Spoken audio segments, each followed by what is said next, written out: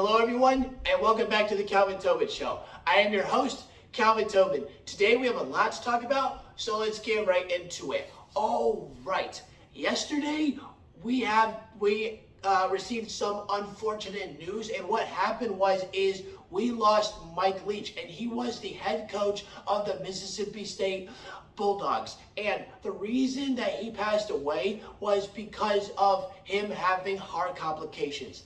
Now, the legacy of Mike Leach is a legacy that is completely cemented in college football history. Now, what Mike Leach was, he was a great head coach, but he was an even greater person. Not only was he an innovator for the game of football, he was a mentor to a lot of people in the college football world and across all of the sports world as well. And what Mike Leach did is, as a mentor, he directed and guided coaches and players to have a legacy for themselves in their own right and in their own careers for whatever they wanted to do. And some of the players and coaches that he guided, just to name a few, are Lincoln Riley, Sonny Dykes, Cliff Kingsbury, Michael Crabtree, Neil Brown, and much more. Now, for Mike Leach as a head coach, he was the head coach of the Texas Tech Red Raiders, the Washington State, and Mississippi State. With among those three teams, he may not have had the best overall record, but for what he did at Texas Tech was much different than what he did with Washington State and Mississippi State, because he led that Red Raiders team for a while and led them to be a top-tier football program in the country. Now, here's the thing. Other than football, for what he did, like his legacy of what he was able to do just to be around anyone and what he was able to do for people, doesn't matter if it was bringing a win for their football team. It doesn't matter if it was putting a player or a young coach on the right track to have a good career. Anyone that he was around, he made better over and over again. And because of that legacy of what he did, it will never be forgotten. And another legacy that will never be forgotten is the dynasty rivalry matchup between the Los Angeles Lakers and the Boston Celtics. And last night we had another great matchup between the two. Jason Tatum is continuing to prove that he is leading the MVP race, as he's leading the Boston Celtics to the top of the basketball world, and he's keeping them there. And their record now is 22-7. The game last night between the Celtics and the Lakers did not disappoint, as they both battled into overtime, and three guys ended up scoring 30 or more. We had AD drop 37. We had LeBron James drop 33, and none other, the leading scorer of this game was Jason Tatum, as he dropped 44 points.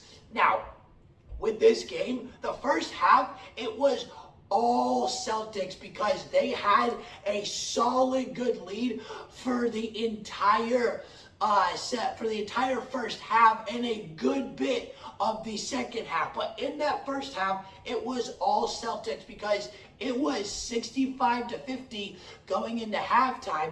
And as the Celtics were up by 15 going into halftime, they were up as much as 18 in that first half. And the Lakers couldn't find an answer on defense to stop them at all, especially that fast break offense and all that ball movement that the Celtics were doing. It was quick and fluid for them, and the three ball was helping them pull away for a majority of the game, and it helped them stay there throughout most of this game. Now, when it came to the second half, the script completely flipped. based on scoring wise. The first half, it was 65-50 for the Celtics, and in the second half, it was 60-45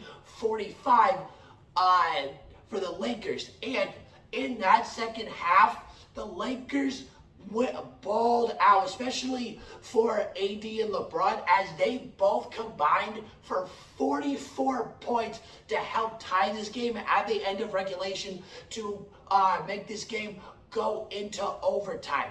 But throughout that second half, the Lakers had to do something crazy just to get back into this game and to be able to tie it up, because there were multiple times where the Celtics were up by 10 to 15, and there were times where they were up by as much as 20 points. So what did the Lakers do in order to make this game go into overtime? What they did was, in the third quarter, towards the end, they went on a massive 33-6 run to be able to tie this game at 88 apiece with 9 minutes left to go in the fourth quarter. Now, from there, this game ended up being tied at 110 apiece at the end of regulation. And what happened in overtime is the Celtics, they tried to force too many threes to swing the momentum, because the Celtics had got the lead again and they were pulling away yet again. But the Celtics, but the Lakers, like I said, they were forcing so many threes, because anytime that they had a chance to shoot, even if it was a little open or wide open, they shot a lot of them and missed a lot of them too. And because of it, the Boston Celtics were able to finish the job and beat the Los Angeles Lakers 122-118. Now, a job that is not finished yet is Alex Ovechkin's scoring ability. Alex Ovechkin has been on one his entire career when it comes to scoring, because now he has reached 800 goals in his career and is the third guy to ever reach 800 goals. And right now, with him at exactly 800, he is in third place. He is one away from tying second place and two away from becoming the second all-time scorer in goals.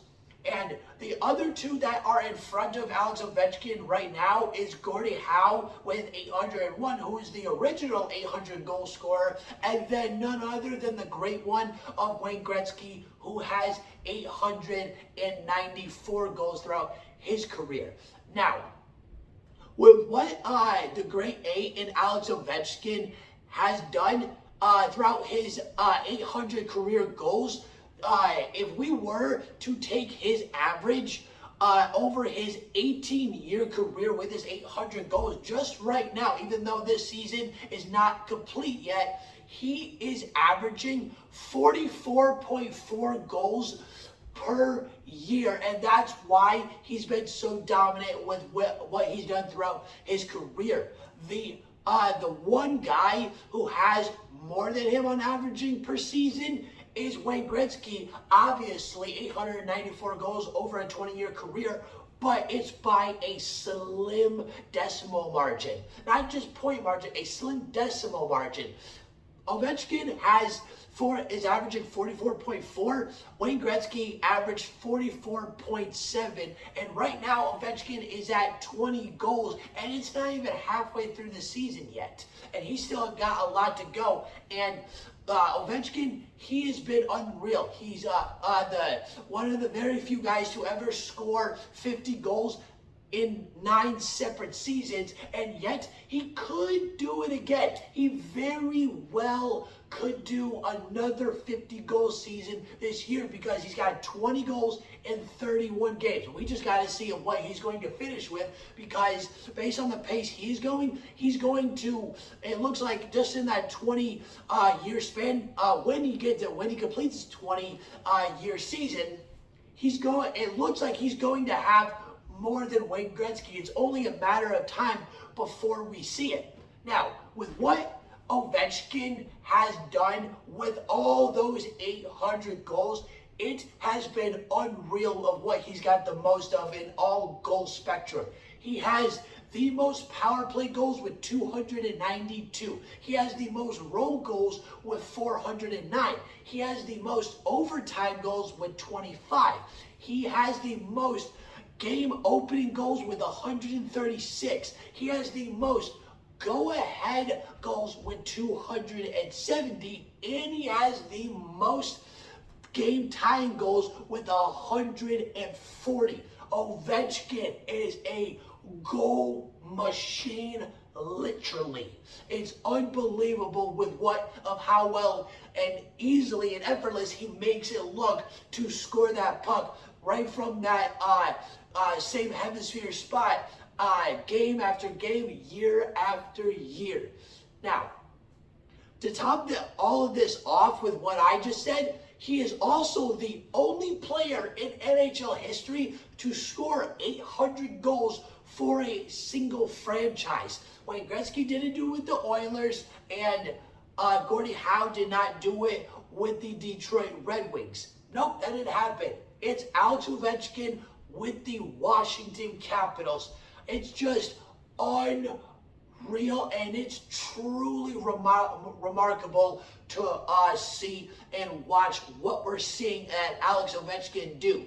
Now, what goal record is he going to break next? Because there are a lot of different other goal spectrums of it that he's in between second and fifth place all across the goal scoring spectrum, other than the ones that I just listed, because he has the most for those.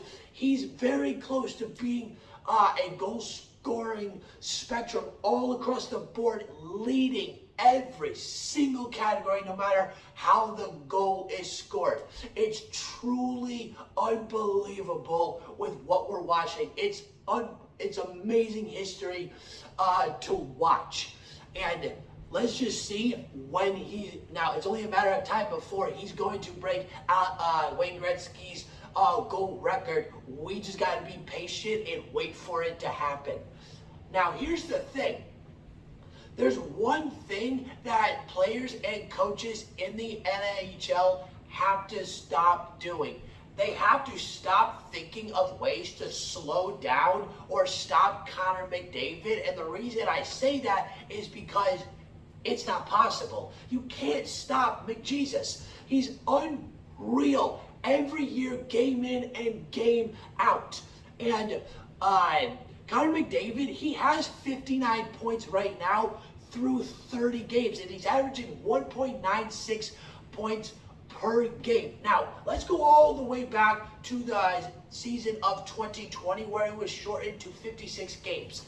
That year, the Oilers were playing as long as every other team in the NHL. They were playing a lot of the same teams. It wasn't a normal schedule, plus it was shortened to 56 games, and he got 105 points in that 56 games. Now, fast forward this year, well, actually, in that 2020 season, he was averaging 1.875 points per game. So, if he was able to finish that season, he would have finished with 153. Now, fast forward to this year, he is averaging 1.96, nearly 2 points per game, 59 points in 30 games. That's what Connor McDavid has done, and he is on average to get right now is to get 160 points, and this is a normal season and a real schedule with a full 82 game season, and he's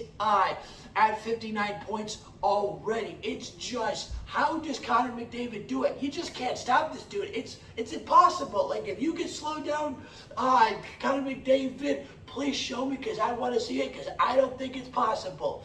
And other than that, with Connor McDavid, how he's able to score and get points game in and game out. Over the last 6 games, he has had 3 4-point games. Like, he is a point machine. Like, it doesn't matter when you play him, how you play him, or what you do to him in that game. He's in automatic 2 points right now, and he's in automatic points no matter what game he is in. If he's playing, He's guaranteed a point. That's how good he is. And last night, the Nashville Predators got a taste of one of his 4-point games.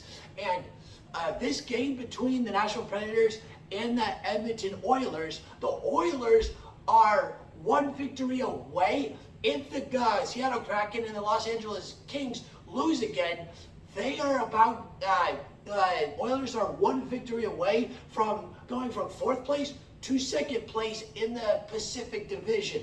And with what they did against Nashville, they ended up winning 6-3. And only 3 guys had all the assists and points in this game. Assists and goals in this game. You had Zach Hyman and Connor McDavid with 4. Then you had Leon Draisaitl with 5. And among those 3, they're the only ones that also scored all 6 goals. Zach Hyman got 3 goals. Leon Draisaitl got 2 goals, and Connor McDavid got 1 to add it up to 6. Now, the Nashville Predators in this game, they were keeping themselves afloat even for how much they were on their heels. They did score first, and in that first period, it was the Oilers' most dominant period out of the whole game because they scored 3 goals to start off the game, and by the end of that first period, it was 3-1. And all the way up until the middle of the second period, that's when the Nashville Predators stopped scoring, because that's when they scored their 3rd and final goal, and it was 4-3 at that point. They kept it close. The Predators kept this game close up until that point, and then from there, when it was 4-3, the Oilers were able to pull away by getting 2 more goals with Zach Hyman and Connor McDavid getting the final 2 goals to make it 6-3. Now, for the Predators, they have now lost 4 games in a row, and because of that, they are slowly falling to the bottom of their division. But they're not going to fall that bad, because the Chicago Blackhawks are really bad this year. They are tied for the least amount of wins at 7. The other one is the Anaheim Ducks. But the Nashville Predators, they're fine. They're just going through a little slump, and their next game is against the Winnipeg Jets, which I have complete confidence in them that they can win that game and end this losing streak. Yeah, there are a couple teams ahead of last place, but they're not going to get last place. Chicago, the way they're playing, they're staying in last place for now until they show the hockey world that they can do something to be able to change that and get on a winning pace. All right, that's the end of the Calvin Tobin Show. Please follow me on Instagram at Calvin Tobin Show so you don't miss out on any sports news. And please subscribe to my channel at Calvin Tobin Show so you don't miss out on any sports media whatsoever. And